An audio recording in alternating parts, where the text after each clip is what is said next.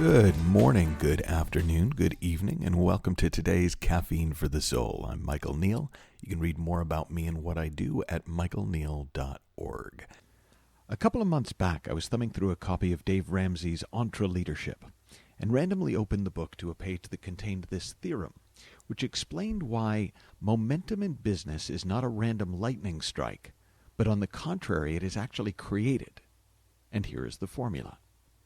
Fi over T times G equals M.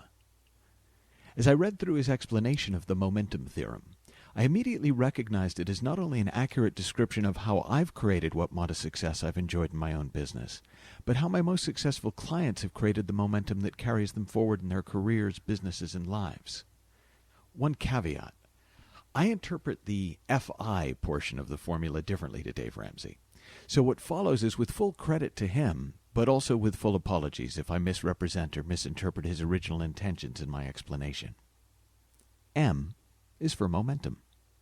My first coaching company was called Momentum, created over 24 years ago, because it seemed to me at the time that the secret of success was expressed in Newton's first law of motion.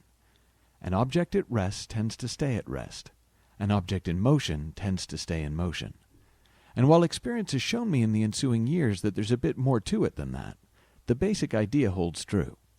When we create sufficient forward momentum in our business or career, the momentum itself drives us forward in a cycle of exponential returns. As Jim Collins, author of Good to Great, writes, "Now picture a huge, heavy flywheel. It's a massive metal disc mounted horizontally on an axle. It's about 100 feet in diameter, 10 feet thick, and it weighs about 25 tons. That flywheel is your company. Your job is to get that flywheel to move as fast as possible because momentum, mass times velocity, is what will generate superior economic results over time. Right now, the flywheel is at a standstill. To get it moving, you make a tremendous effort.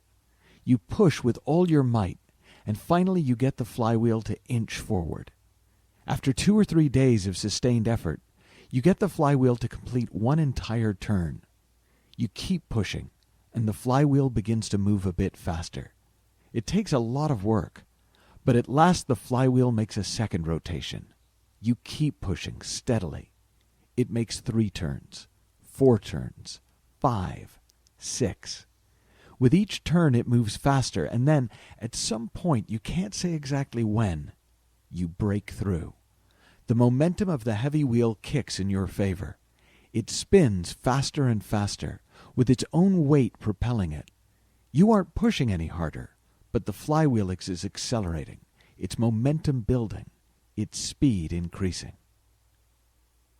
So if momentum is the ultimate force multiplier for success, what are the factors that lead to its creation? Fi is for focused intention. In Dave Ramsey's explanation of the momentum theorem, he lists focus and intensity as 2 of the critical factors in creating momentum. In my own experience, I've seen both individuals and companies make dramatic leaps forward over time without any particular intensity, but with an absolute clarity of focused intention.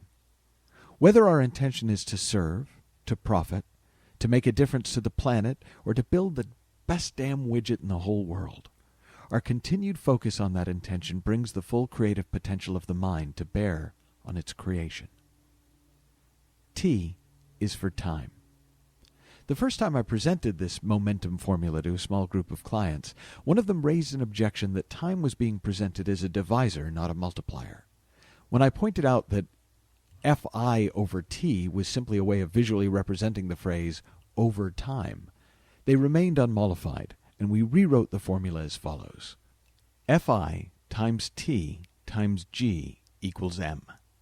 Regardless of how you write it, the fact is that time is one of the unsung heroes of all creative acts, and the one that most of us are keen to downgrade as a factor so that we can promise ourselves and our clients amazing results without having to wait. Unfortunately, or actually fortunately, most things do take time to create.